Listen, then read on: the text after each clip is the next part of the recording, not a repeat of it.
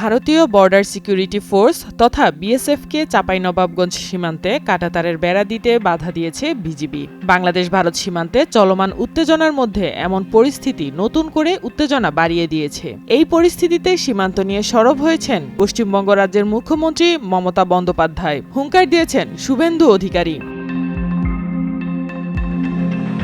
সীমান্তের উত্তেজনা কমিয়ে শান্তি বজায় রাখার জন্য বিজিবি এবং বিএসএফ একযোগে কিছু সিদ্ধান্ত গ্রহণ করেছে। সীমান্ত এলাকায় শূন্যরেখা থেকে ১৫০ গজের মধ্যে প্রবেশ অনুমতি পেয়েছে বাংলাদেশ ও ভারতের কৃষক। বিশেষ করে চাঁপাইনবাবগঞ্জ সীমান্তে সংঘর্ষের ঘটনাকে কেন্দ্র করে নেওয়া হয়েছে এমন সিদ্ধান্ত।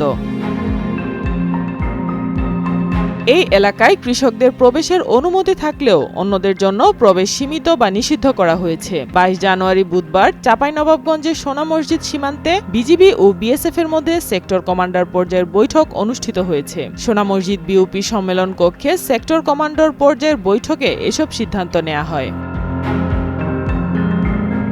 এতে বিজিবির পক্ষে নেতৃত্ব দেন রাজশাহী বিজিবির sector commander colonel Mohammad Imran Ibne A Rouf. এছাড়া বিএসএফ এর পক্ষ থেকে নেতৃত্ব দেন Malda sector commander DIG Arun Kumar Gautam, Mahananda ব্যাটালিয়নের ৫৯ বিজিবি অধিনায়ক লেফটেন্যান্ট কর্নেল গোলাম কিবরিয়া ও ১১৯ বিএসএফ ব্যাটালিয়নের অধিনায়ক সুরজ সিং সহ উভয় দেশের স্টাফ অফিসাররাও উপস্থিত ছিলেন।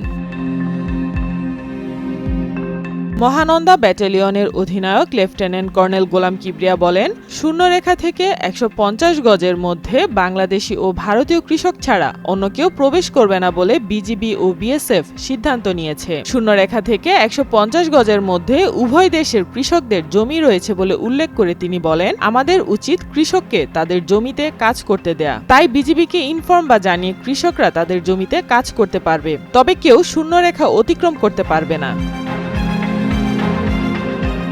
এই নিষেধাজ্ঞা সীমান্ত এলাকায় স্থানীয় জনগণের নিরাপত্তা ও সুরক্ষার জন্যও গুরুত্বপূর্ণ। আন্তর্জাতিক আইন অনুযায়ী সীমান্তের শূন্যরেখা থেকে ১৫০ গজের মধ্যে কোনো দেশ বেড়া বা স্থাপনা নির্মাণ করতে পারে না। এগুলি সীমান্তে শান্তি বজায় রাখতে এবং অবৈধ কার্যকলাপ রোধ করার জন্য গুরুত্বপূর্ণ বলে মনে করা হয়। এটি স্থানীয় জনগণের নিরাপত্তা ও সুরক্ষার জন্যও গুরুত্বপূর্ণ বলে মনে করা হয়। সাইমা আক্তার, নয়াদিগন্ত।